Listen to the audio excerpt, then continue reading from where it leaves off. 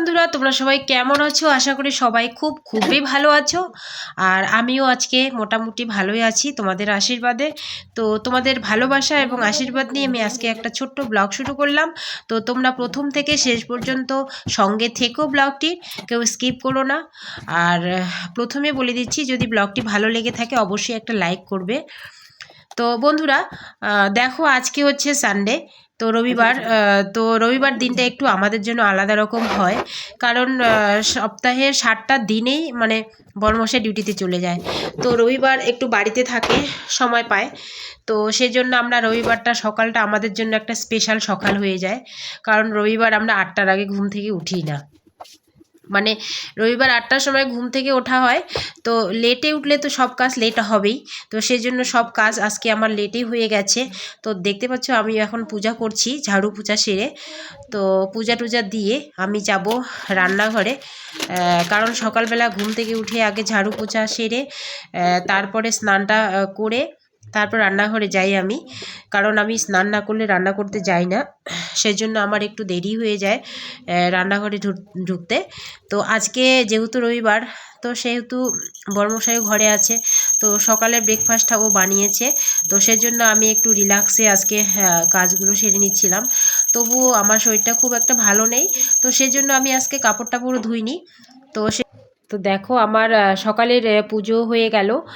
আর আজকে এমনিতে রবিবার আমরা একটু স্পেশাল খাওয়া দাওয়া হয়। তো আজকে সেরকম স্পেশাল খাবার হবে না, কারণ এখানে স্পেশাল কিছু আনতে গেলে, আমাদের মধ্যে স্পেশাল মানেই তো মাছ আর মাংস। তো স্পেশাল কিছু আনতে গেলে বাইরে যেতে হয়। আর এখানে রাজস্থান মানে প্রচণ্ড ঠান্ডা। কিন্তু আগে আমরা জানতাম রাজস্থান মানে হচ্ছে প্রচণ্ড গরম, কিন্তু রাজস্থান মানে তো এখন প্রচণ্ড ঠান্ডা। এখানে গরমের গরম আর ঠান্ডার ঠান্ডা, প্রচণ্ড ঠান্ডা। সেজন্য বাইরে এখানে যাওয়াটা সম্ভব নয় আজকে, কারণ বাইরে গেলেই ঠান্ডা লেগে যাবে। তো সেজন্য নর্মাল কিছু রান্না করছিলাম, ডাল সবজি টবজি একটু রান্না করছিলাম আজকে দুপুরের জন্য। তো দেখো আমি এখন রান্না করছিলাম। তো রান্নাও আমার আজকে মানে শর্টকাটে রান্না বলা চলে, কারণ পাশে কাকিমা একটু সবজি দিয়েছে। তো কাকিমা সবজি দিয়েছে, কালকের আবার কিছু সবজি আছে ফ্রিজে, তো সেগুলো বেঁচে আছে, তো সেগুলো একটু গরম করে নেব। তো সেজন্য আমি আজকে বেশি কিছু রান্না করলাম না। আর লাস্টে আমি বাবুর জন্য অমলেট বানিয়ে দিয়েছি, কারণ বাবুকে তো ননভেজ চাই। শুধু একমাত্র শনিবারটা একটু বাদ দেয়, তাছাড়া ওর মানে ননভেজ চাই। তাছাড়া ওর মুশকিল হয়ে যায়।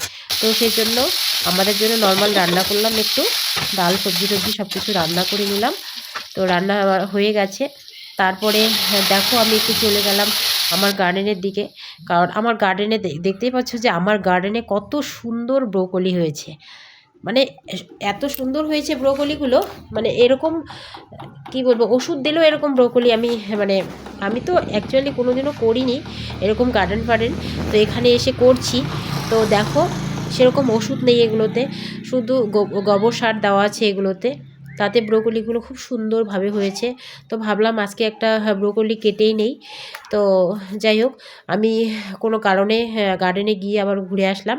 তো আজকে কাটা হলো না। তো যাই হোক, আজকে কাটলাম না, তো অন্যদিন কাটবো, তোমাদের দেখাবো ভিডিওটা। আর এখানে দেখো সন্ধ্যা হয়ে গেছে, আর কি ঠান্ডা, কনকনে ঠান্ডা। আমরা সবাই মিলে একটু আগুন তাপাচ্ছিলাম। তো যাই হোক, আজকে এই পর্যন্তই। তো বন্ধুরা, ভিডিওটি ভালো লেগে থাকলে অবশ্যই একটা লাইক করবে, চ্যানেলটা অবশ্যই সাবস্ক্রাইব করবে। তোমরা সকলে ভালো থেকো, সুস্থ থেকো, টাটা।